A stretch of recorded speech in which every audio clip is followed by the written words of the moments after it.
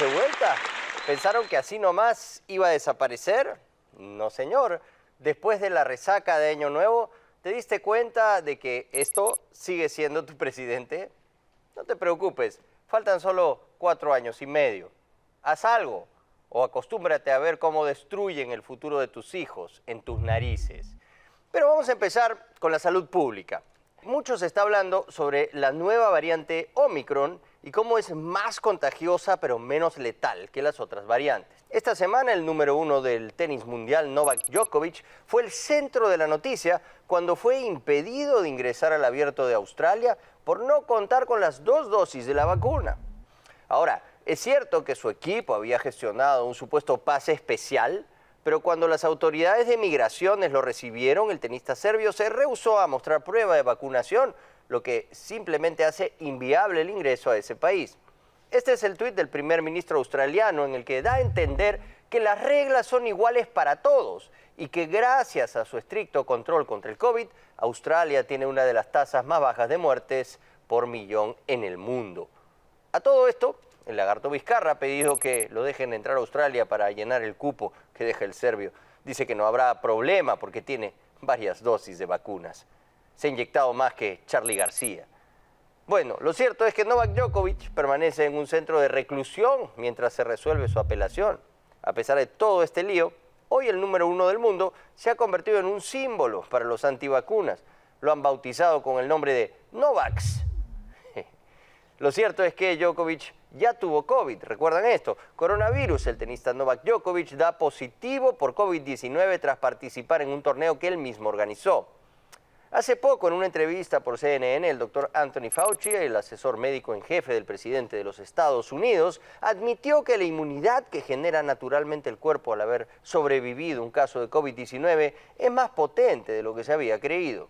En muchos países de Europa consideran que los ya contagiados que sobreviven la enfermedad son inmunes. Es cierto que lo más recomendable es ponerse la vacuna, pero si uno ya tuvo la enfermedad, el caso de Novaks está dando que hablar. Lo cierto es que la llegada de Omicron para muchos es una salida natural a la pandemia. Casi tan contagiosa como el sarampión, la nueva variante Omicron se disemina fuera de control, como las mentiras del presidente. Que está pasando por un mal momento. Un momento muy difícil, no víctimas en el marco de que han perdido la vida. Limpiemos de una vez por todas las mentiras que siempre nos montan. Ya vamos a hablar de eso, en fin. Lo que va a suceder es que todos se van a infectar, es inevitable. Pero lo bueno es que es menos letal. Y para personas vacunadas no hay riesgo de muerte y muy bajas probabilidades de hospitalización. Por esta razón, países como Israel están tomando iniciativas realmente radicales. Pretenden levantar las restricciones para permitir que todos se contagien nomás y así generen una inmunidad de rebaño natural. Dejar que el virus circule libremente y conseguir así la inmunidad colectiva es la estrategia que ahora estudian las autoridades israelíes. Aquí en el Perú ya estamos viendo el impacto del rebrote. Estas imágenes de cómo tienen que dormir los trabajadores de primera línea en salud son un escándalo. Este no era el gobierno de los trabajadores, no que se iba a preocupar para exigir condiciones laborales dignas, pero así tratan a los héroes de la pandemia. Bueno, para ser justos, el presidente Castillo ha respondido que así duermen también en la casa de Zarratea. Entendiendo lo que significa esta nueva variante más contagiosa, pero menos letal, no podemos encerrarnos otra vez. Se deben buscar medidas de control sensatas. Ya no estamos al inicio de la pandemia. Ya el Estado ofrece vacunación gratuita para todos. Y si estás vacunado, no te va a pasar nada. Hay que empezar a pensar en la gran mayoría. No podemos obligar a nadie a vacunarse, pero esas personas van a tener que empezar a asumir el riesgo. No podemos ya seguir sacrificando la libertad de todos por un puñado de antivacunas rabiosos. Ya pues, no se vacunen, allá ustedes. Ya los peruanos estamos asimilando esto. Cada vez nos vamos acostumbrando más a la presencia del virus. Ejemplo, 5 peruanos se llaman COVID. Me encanta la volada de ojo. Sus padres no creen en nadie. Y ya nos están queriendo asustar con este nuevo concepto llamado flurona. Ahí viene la flurona. Parece un fantasma que viene a perturbar tus sueños. Está en el diario oficial todavía. Flurona en el Perú. Detectan los 3 primeros en Bagua y hay un fallecido. Flurona, sí, es la combinación de 2 infecciones a la vez, influenza y coronavirus. Nos debe haber pasado 1000 veces eso. No es una nueva amenaza. Y la persona que falleció era una mujer de 87 años, con comorbilidades, y adivinen qué, no tenía ninguna vacuna. Yo lamento mucho la muerte de esta persona, pero si eres vulnerable y escoges no vacunarte, bueno, no hay mucho que podamos hacer por ti. Y sobre la flurona ya pues, dejen de paltear a la gente. Te pueden dar 2 enfermedades a la vez, es normal. Como con Castillo, padecemos incapacidad y corrupción al mismo tiempo. Flurona. A ver, si soy comunista y pituca a la vez, ¿soy acaso una huevona? En fin, ante la creciente ola de contagios, ya se están tomando medidas como la que está haciendo la Municipalidad de Chorrillos. ¿Vieron esto? Te tienes que anotar en una página web para poder ingresar. Obviamente los cupos volaron rápidamente, pero si aún quieren ingresar, tengo una amiga que los puede meter por lo bajo. Otra noticia que remeció a nuestro país esta semana ha sido la fiesta por el cumpleaños de Paolo Guerrero.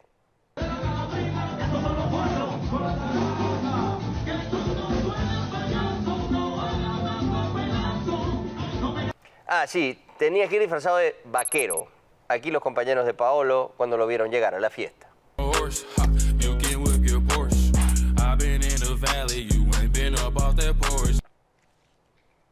Fue un juergón con la música de la charanga habanera y Daniela Darcourt.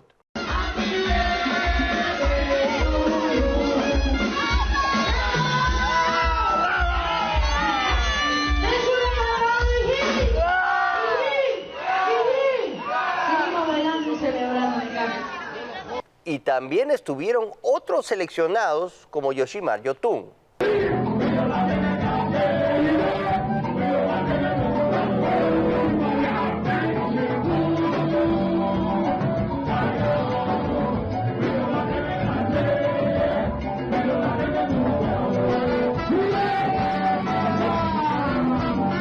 O sea, Paolo es tan crack que va con su lanzador a todas partes.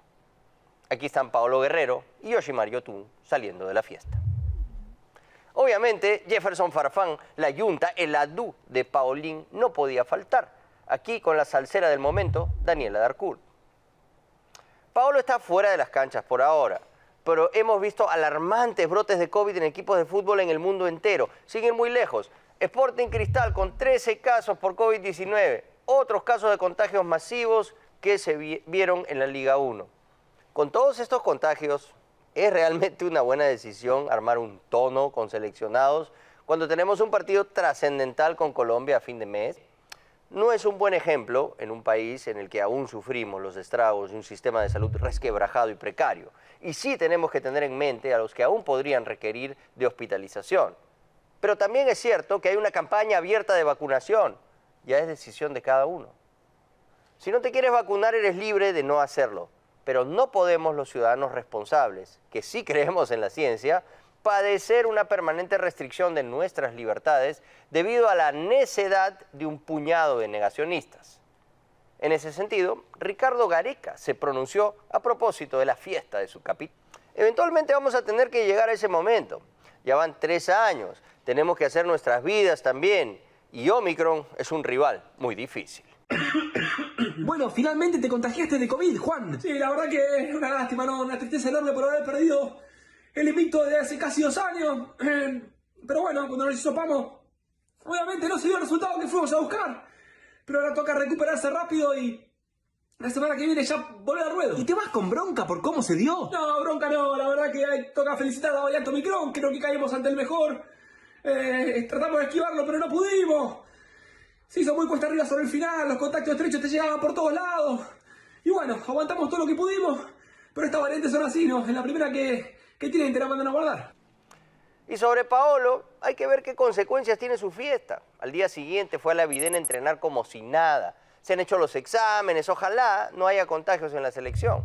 Además, ya sabemos que cuando te pones un sombrero en este país, puedes hacer lo que quieras y no te pasa nada. Así es. El Perú es lo que es porque la gente le saca la vuelta al sistema cada vez que puede. ¿Por qué tengo que cumplir con las reglas si los que me gobiernan hacen lo que les da la gana y no les pasa nada? Lo que está haciendo Pedro Castillo es vergonzoso. Niega todas las acusaciones, por más que estas vengan acompañadas de videos que claramente ilustran el escándalo, como el material que publicó Cuarto Poder luego de su polémica investigación a la casa de Zarratea. Ahí se ve, claro, parece un sketch de Chespirito, ¿no? Encima de todo, el dueño de la casa de Breña ha confirmado que Carelim sí se había reunido con el presidente. Eso le pasa a Jaime Chincha por confiar en este gobierno de sátrapas. Ese es su nuevo look. Le queda bien, está guapo mi amigo Jaime. En fin, ahí estuvo sentado con el profe, avalando sus actitudes oscuras ante evidentes escándalos que él mismo está reconociendo de manera vibrante el día de hoy. Aquella vez hasta fungieron de voceros de Palacio. Él ha asegurado que, entiendo que a partir de enero, es lo que entendí, va a comenzar a ofrecer entrevistas periodísticas. Y parece haberlo entendido, ¿no? Eso.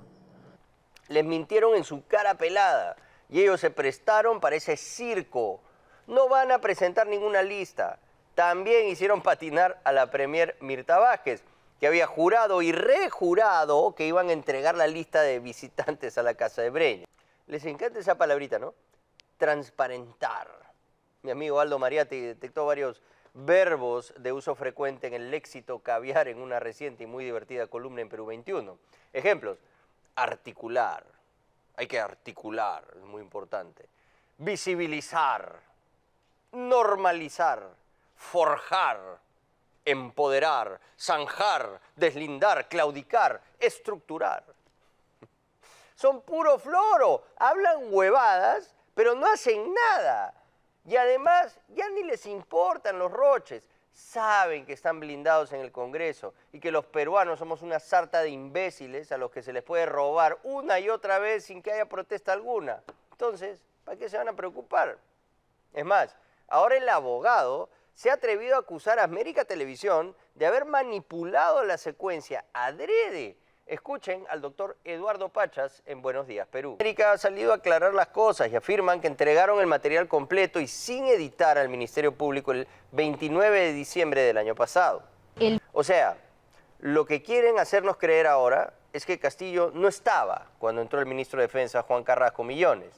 El ministro ya dijo que se había reunido con él. Es más, dijo que fue por temas oficiales. Ministro Carrasco, sobre reuniones con Pedro Castillo en casa de Breña. Son normales, cotidianas. El titular de Defensa indicó que se trataron temas relacionados al sistema de defensa de la nación y por lo tanto se debe mantener la reserva del caso. Eso dijo, pero esa versión no era conveniente. Mejor la cambiamos. Total, estamos en la era de la posverdad, ¿no? Si una verdad no me acomoda, siempre hay otra que quizás me funcione mejor. Juan Carrasco cambia de versión y ahora dice que no se reunió con Pedro Castillo cuando fue a casa de Breña. Ay, eso está mejor. Es un descaro, niegan todo, mienten, no colaboran con la justicia, la tratan de obstruir. Ahora quieren sacar al Procurador General Daniel Soria por haber osado meterse con el hombrecito del sombrero. Lo denunció ante la fiscal de la Nación luego de las escandalosas reuniones con Carelim López, que al parecer tuvieron como resultado que a los pocos días, justo o casualidad, el consorcio que ella asesoraba, Puente Tarata 3, ganara una licitación por 232 millones. ¡Qué lindo! Ahora resulta que este defensor del Estado, que debería ser independiente, no cumplía con los requisitos. Y justo ahora que está investigando al presidente de la República, salen a la luz estas cosas. Pues sobre eso no puedo declarar nada porque debido a las denuncias públicas en el sentido de que no reuniría los requisitos, entonces hay que revisar su expediente para ver si eso es cierto o no es cierto. ¿No hay ninguna presión por las denuncias al presidente? Esa es una invención de la prensa. La prensa siempre lo conecta con el presidente, ¿no? Yo lo que pregunto a la prensa es lo siguiente: ¿qué hacemos si el señor no reúne los requisitos? Pero como la mentira tiene patas cortas, al igual que este muppet que tenemos de ministro de Justicia, empezaron a salir algunas cosas en la prensa que tanto odian. Abogado de Pedro Castillo y ministro de Justicia se reunieron antes de hablar sobre salida del procurador general. Ahí está en el registro de visitas. Por eso no les gusta que queden huellas de sus reuniones, porque todas son un roche. Aquí está el ministro de Justicia, de todos los peruanos, reuniéndose con el abogado del presidente para ver cómo se sacan de encima al incómodo procurador. Un escándalo, pues, otro más. Están fuera de control, como ilustra muy bien en esta caricatura Mechaín en la portada del Otorongo esta semana. Presidente, ¿estás seguro que sabe conducir? Me ofende tu pregunta. Ante esta burda arremetida contra la justicia, los procuradores han respaldado a Daniel Soria. Procuradores a nivel nacional rechazan posible injerencia política del Ejecutivo en Procuraduría General del Estado. A través de un comunicado cuestionaron que el Ejecutivo evalúe la destitución del Procurador General Daniel Soria tras un pedido del abogado del presidente Pedro Castillo. Pero ese no es el único escándalo que lleva a cuestas el profe. También está el escándalo con el empresario Samir Abudayé, quien estuvo en Palacio el mismo momento que también llegó, oh casualidad, el gerente general de Petroperú. Y luego, qué curioso, justo ganó una licitación por 74 millones. Y adivinen qué pasó cuando fueron los fiscales a intervenir Palacio a solicitar información pública. ¿Eh? Pedro Castillo negó autorización e ingreso a fiscales al despacho de Palacio para cumplir diligencias. Luego se fue indignado a hacerle su show a la amiga Shakira. Le pidió que sancione a los fiscales que se habían atrevido a incomodarlo. Adivinen qué pasó después. Abren investigación contra fiscal Nora Córdoba por presuntas infracciones en Palacio de Gobierno. Así es, igualito que con Soria. ¿Ven un patrón aquí? Resulta que la fiscal Nora Córdoba había tenido algunas expresiones en contra del presidente de turno, además de haber compartido memes traviesos en su... Efectivamente. Y esta semana, la fiscal de la Nación nos sorprendió a todos con esta publicación. Fiscal de la Nación abrió investigación preliminar al presidente Pedro Castillo por presunto tráfico de influencias agravado, colusión y patrocinio ilegal en casos concesión del puente Tarata 3, adquisición de biodiesel B100 y ascensos militares. ¡Wow! Shakira, ¿eres tú de verdad? Fiscal de la Nación deja en suspenso investigación contra Castillo hasta que culmine su mandato. Muchos especialistas esta semana han señalado que sí se podría investigar, debido a que el artículo 117 de la Constitución dice que no puede ser acusado, pero no especifica si se puede empezar a investigar los hechos. La presidenta del Tribunal Constitucional, Marianela Ledesma, dio una contundente opinión al respecto. Hay que ser bien ingenuo para investigar después de 5 años. Me encanta ella. Y le dijo las cosas como son en su cara al profe, además. El hombrecito del sombrero que se pasea por Palacio no se inmuta. Sigue haciéndose el loco, la víctima. Aquí no pasa nada. Es más, les reclama a los jueces en la ceremonia del inicio del año judicial. También deben tener el temple suficiente para no sucumbir ante presiones ni chantajes.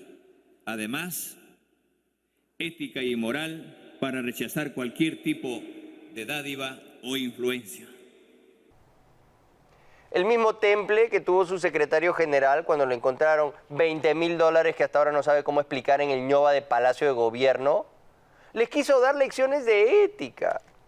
El Poder Judicial enfrenta desde hace años serios problemas de legitimidad.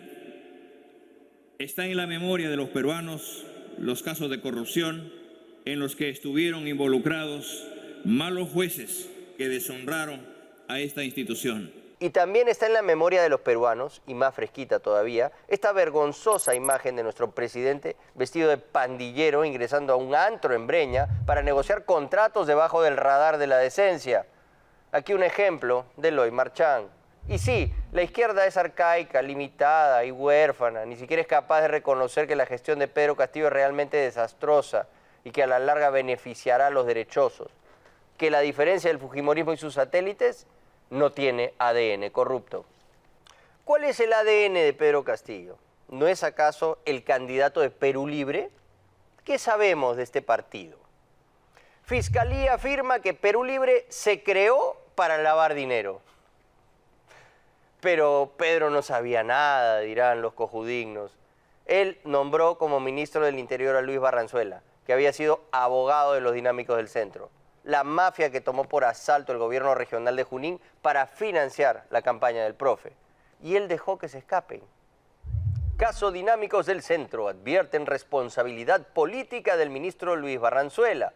Congresistas de diferentes bancadas coincidieron en que existe responsabilidad del ministro del Interior en la demora para capturar a los implicados en el caso y piden su salida. Eso es muy grave, pero por eso no salió Barranzuela, salió por esto. Mientras tanto, estamos forzados a seguir conviviendo con la corrupción y no se equivoquen. Estoy diciendo claramente seguir conviviendo. Venimos de un largo legado de presidentes cuestionados, investigados, acusados, apresados, perseguidos por la justicia. Supuestamente, este humilde campesino, este rondero con valores, este profesor rural sacrificado, iba a traer un cambio, ¿no? ¿Este es el cambio? Vamos de mal en peor, señores. Esta es la que nos están metiendo. Estilo moche. No pongas eso apuntando hacia mí, pues, Ángelo. Me intimida un poco, por favor. Pero hay otras alucinadas de este desastre llamado Gobierno de Castillo que merecen nuestra atención. El ministro de Economía, Pedro Franque, nos pinta un cuadro recontra optimista, como si el Perú fuera lo máximo con este gobierno. Pero cuando se analiza la data dura, que no miente, podemos ver la realidad más allá de las medias verdades que quiere vender Franque y compañía. Emma Cadenas nos lleva paso a paso a entender realmente cómo está nuestra economía. Si algún expertise ha demostrado Pedro Franque como economista, es el de saber cómo dorar la píldora. Bueno, tiene de quienes aprender. Por eso su balance de 2021 ha sido un dechado de logros. Sombra aquí, sombra allá. Lo único que no se ve en este maquillaje de cifras es el menor rastro de rubor. Me preocupa mucho, por supuesto, el hecho de que tengamos un ministro, digamos, miente con las estadísticas. Es muy fácil mentir con las estadísticas, todo depende del punto de medición. Franque ha insistido en ponerle brillos y oropeles a algunos números para que la cosa pinte mejor. El Producto Bruto Interno, por ejemplo, que es el valor de todo lo que se compra y se vende en el país, a nivel público y privado, durante un año. O sea, el movimiento económico. Según el ministro, el PBI ha crecido 13%. Pero no hay que equivocarse. Esa cifra está destinada a confundirnos. Lo que sucede en realidad es que en 2019, antes de la pandemia, crecimos 2,2%. Pero en 2020 tuvimos una caída brutal hasta los menos 11 puntos. Y ahora lo que estamos haciendo es regresar a los niveles anteriores. El ministro debe creer que el Producto Bruto Interno somos nosotros. ¿Sabías que Chile este 2021 su crecimiento es de 12%? La caída que tuvo Chile en el 2020 fue de 6-7%, si no me equivoco. Eso es crecer. Eso es crecer de verdad. Ese 13% del que estamos hablando es una comparación con el 2020, que es un pésimo año, ¿no? Es un año en el cual caímos un montón. Hemos sido una de las economías del mundo, o sea, en todo el mundo, de 150 economías que hay en el mundo, hemos sido una de las 5 que más ha caído, dependiendo de cómo se mida, ¿no? Entonces, hemos sido una vergüenza internacional en el 2020, y con eso se está comparando el ministro Franque. Sin embargo, hay un detalle adicional en este make-up económico. A ver, una primera aclaración que hay que hacer es que estas todavía no son cifras oficiales. Las cifras oficiales de cuánto hemos producido, cuánto hemos crecido en el 2021, esas las emite el INEI, y eso no lo hace el 31 de diciembre, ¿no? Se demora unas semanas en sacarlo.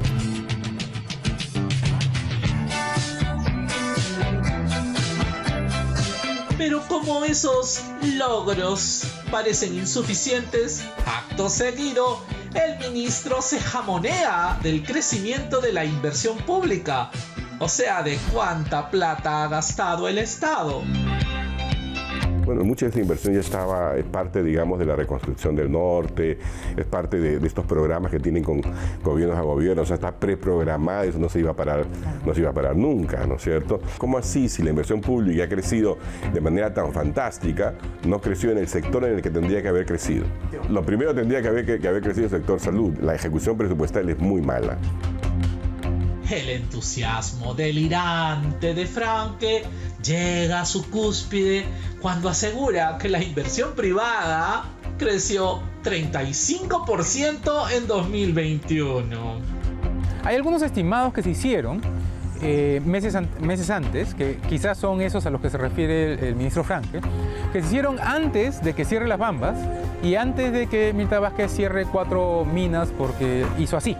Entonces, ahorita el sector minero por lo menos ya se ha adaptado a estas últimas noticias y ya hay proyectos mineros que se están cerrando o que se están poniendo en stand-by hasta que la cosa se solucione o hasta el próximo gobierno, ¿no?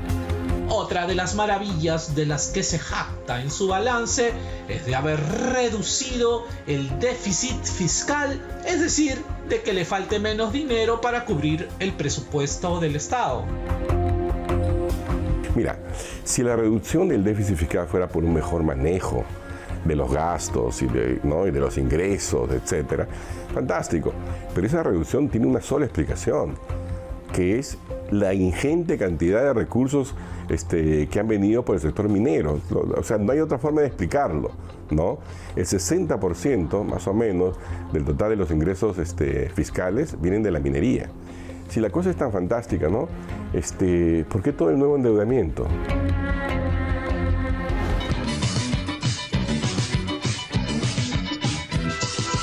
Y así, una tras otra, Franke ha ido poniendo los reflectores solo en las estadísticas que más le convienen. ¿Se podrá enmendar el rumbo? Yo creo que casi todos los últimos gobiernos en el Perú han jugado al mismo juego, de exaltar las cifras macroeconómicas, aunque estas no se condigan con la vida microeconómica de las familias o de las empresas, ¿no? O sea, hay una disparidad, un divorcio tremendo, solo que en este caso es escandaloso. Desafortunadamente creo que el espejito le dice que está muy bonito. Para ser justo, Pedro Franke no es el único fanático del maquillaje. Las cifras recientes sobre contagiados por la tercera ola de la pandemia, las contrataciones y nombramientos de funcionarios públicos e incluso toda esta trama alrededor de las conversaciones y las reuniones clandestinas en el Jirón Zarratea nos indican que la opacidad y el disimulo son el sello de este gobierno del sombrero penumbroso.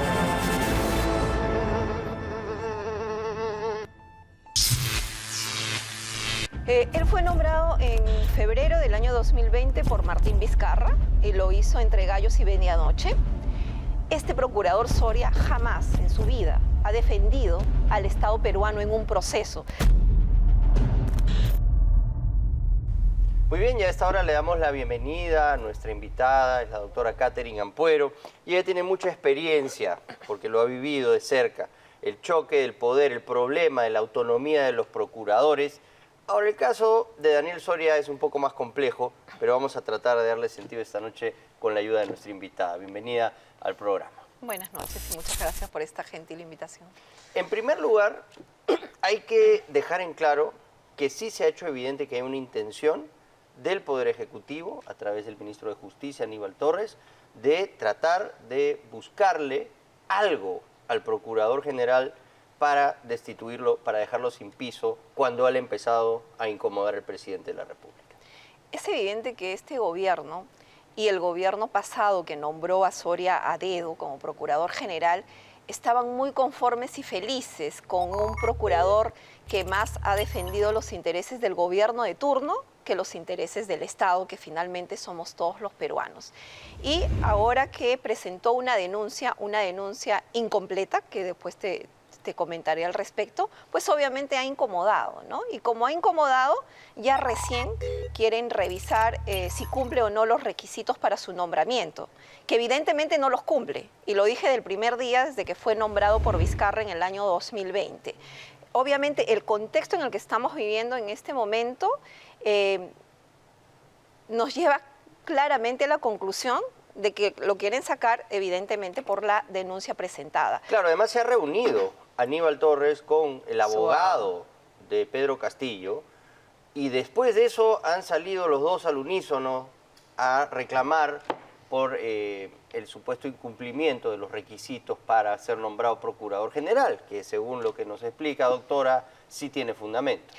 Él fue nombrado en febrero del año 2020 por Martín Vizcarra y lo hizo entre gallos y medianoche, mientras en ese momento estaba reclamando al Congreso de la República que nombrara a los miembros del Tribunal Constitucional a través de un concurso de méritos. Él a dedo nombró a un procurador que no cumplía los requisitos legales. Uno de los requisitos para ser procurador general es demostrar experiencia en la defensa jurídica del Estado. Y Augusto, este procurador Soria jamás en su vida ha defendido al Estado peruano en un proceso, sea civil, administrativo, constitucional, mucho menos penal. O sea, jamás tiene que haber en su vida. litigado 2 años. No. Si no. 10 años, 8 años de litigio se exige a alguien que va a ser procurador especializado, por ejemplo, en la anticorrupción. Ya. Pero él es el jefe de todos los procuradores, ¿no? Y la ley le exige mínimamente 10 años. ¿Y cuánta experiencia tiene él? Nunca ha defendido los intereses del Estado en un proceso, sea en sede nacional o sea en sede internacional. ¿Qué debió haber con hecho empresarios? el procurador general con las competencias que describe usted, doctora, hoy, después de la denuncia de Cuarto Poder? Al día siguiente, día lunes, porque eso pasó un domingo, Ya. el día lunes debió presentar su denuncia ante la fiscal de la Nación solicitando se abra una investigación. Luego, cuando se supo de los ascensos irregulares de las Fuerzas Armadas, no denunció. Cuando se supo lo de Petroperú, no denunció. La denuncia que él hace es única y exclusivamente por el tema del puente Tarata, ¿no? En la región de San Martín. No incluye el hecho de los ascensos irregulares. Pero él los delitos que persigue ahí, ¿cuáles son? Los delitos que él denuncia, solo por estos hechos del puente Tarata, son el delito de tráfico de influencias y patrocinio ilegal. Denunciar por patrocinio ilegal es querer hacerle un favor a Pedro Castillo. Sabemos que ese es un delito menor, un delito simple. ¿Qué pena tiene eso? 2 años de pena privativa de la libertad y nunca va a ser efectiva. Aquí el delito que debió haber denunciado el procurador Soria es el delito de colusión, porque ese es el que mejor tipifica los hechos que se le están imputando al presidente de la República. ¿Cuáles son? Haberse reunido clandestinamente con empresarios que luego de esas reuniones los empresarios salían beneficiados con onerosos, con jugosos contratos del Estado, ¿no es cierto? Entonces eso tipifica claramente el delito de colusión, más no el delito de patrocinio ilegal. Y ahora la fiscal de la Nación sale con esta versión para muchos absurda, de abrir una investigación preliminar por todos los hechos, ¿no?, en ciernes, y acto seguido dice, pero va a hacerse esto cuando termine su mandato, en el año 2026, lo cual parece una burla. Sí. Es una burla. La doctora Marianela Ledesma ha tenido, yo creo, la gentileza de decir que hay que ser ingenuos, no hay que ser ingenuos. La fiscal de la Nación tiene que ser ingenua para pensar que después de 5 años va a encontrar indicios de la comisión del delito. Yo no utilizaría el adjetivo calificativo de ingenuidad. Para mí es encubrimiento. La fiscal de la Nación está encubriendo. ¿Por qué? Porque pretender iniciar actos de investigación claramente vulnerando la finalidad de una investigación preparatoria, porque ¿cuál es la finalidad de una investigación preparatoria?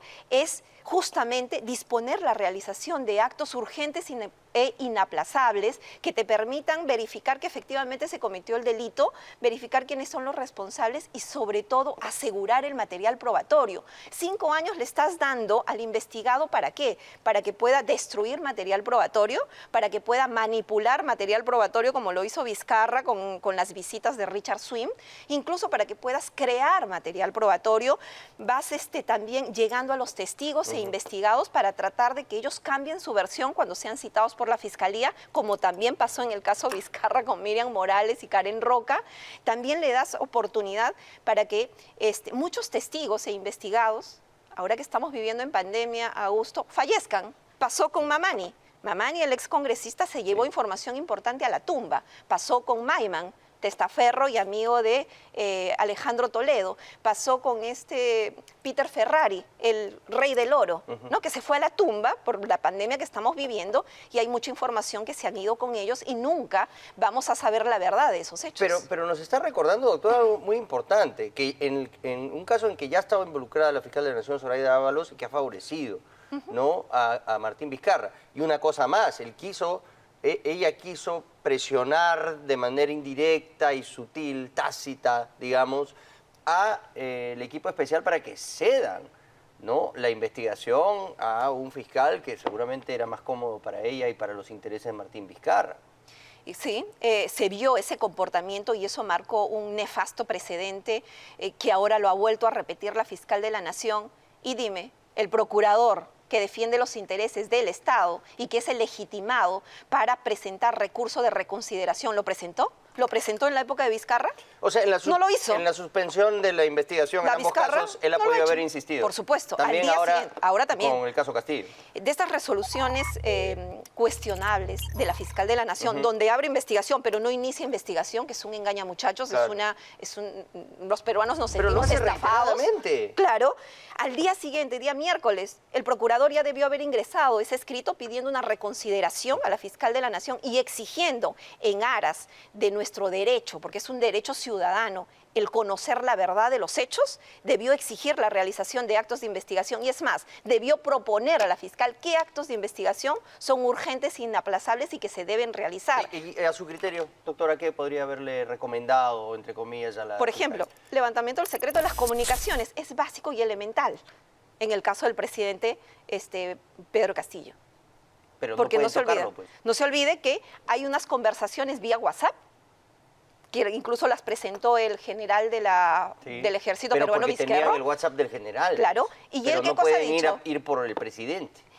Ojo, que el impedimento que habla la Constitución es para ser acusado. La acusación es una etapa posterior. Eso es interesante, porque de ahí se han agarrado el artículo 117, que dice que no se puede acusar al presidente en funciones. Solo se le puede acusar por ciertos delitos muy específicos, que contravienen pues el orden constitucional de nuestro país, pero por ninguna otra cosa. Pero no dice que no se le puede investigar. Exactamente. O sea, a su criterio, ¿sí se puede hacer una investigación que toque al primer mandatario?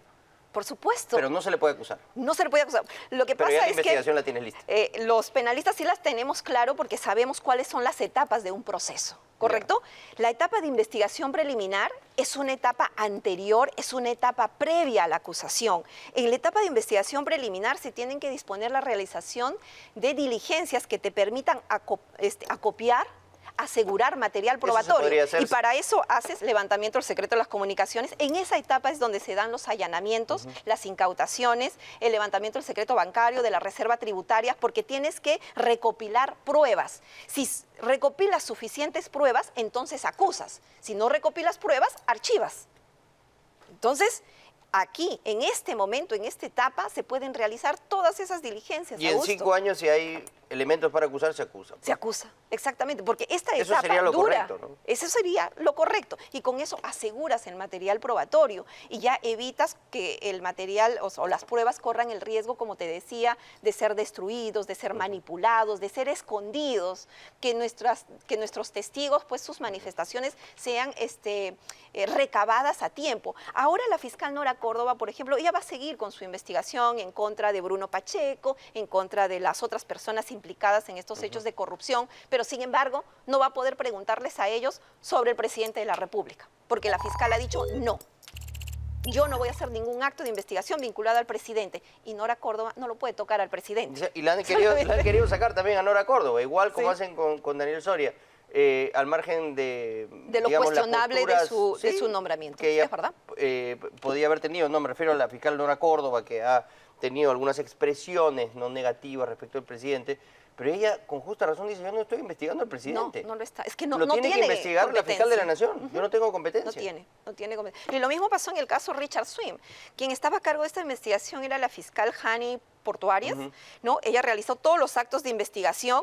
La fiscal de la Nación era una Shakira, ciega, sorda, muda, como Total, siempre ya sí. ha Ya quedado le quedó. establecido, sí, ya quedó la chapa de por vida, porque ella tenía la facultad y tiene la facultad de iniciar investigaciones de oficio, ¿no? Pero una vez más se vio presionada porque son los fiscales los que presentan informes y le dicen, mire, he recabado indicios Pero no hace que nada. vinculan al presidente, pero yo no puedo abrir investigación, lo tiene que hacer usted porque yo no puedo investigar al presidente.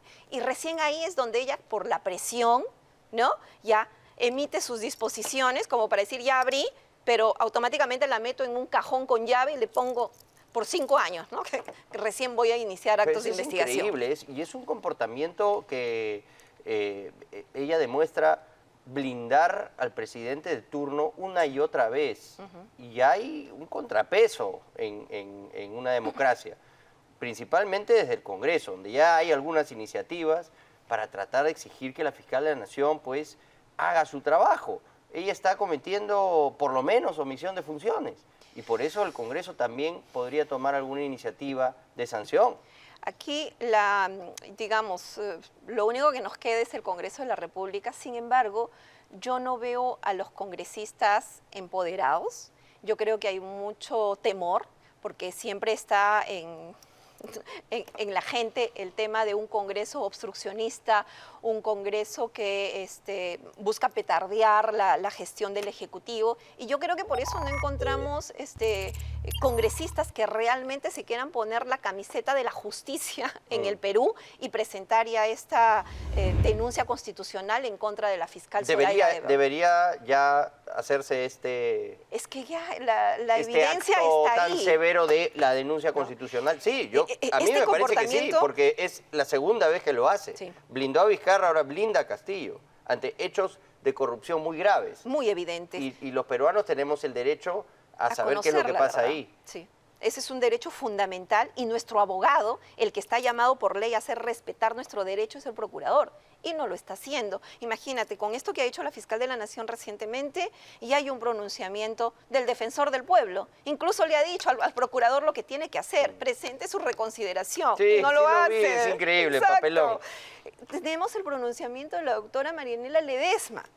Que, ¿no? que es además una persona que proviene de izquierdas, pero es una persona decente. Y le Muy dijo en decente. su cara pelada a Castillo, oye, usted no venga aquí a reclamar, porque está gobernando a espaldas Del y en pueblo. secreto del pueblo. El que usted secretismo. dice no representar, eso fue muy duro. Y ahí estuvo también el ministro de Justicia, ¿no? Eso era claramente dirigido a ellos. Claro. Y entonces, mírate, tenemos instituciones importantes que ya han manifestado que lo que está haciendo la fiscal de la Nación realmente no es correcto, es cuestionable. Desde mi punto de vista, ya estamos frente a un hecho delictivo, ¿no? Porque ese encubrimiento está encubriendo, que está buscando que durante ese lapso pues desaparezca el material probatorio para lograr impunidad para el presidente frente a la... Ya, pero cuando al lo no hacía poder. Chávarri, sí iban contra él con todo, pues, pero cuando lo hace del otro grupete ya no.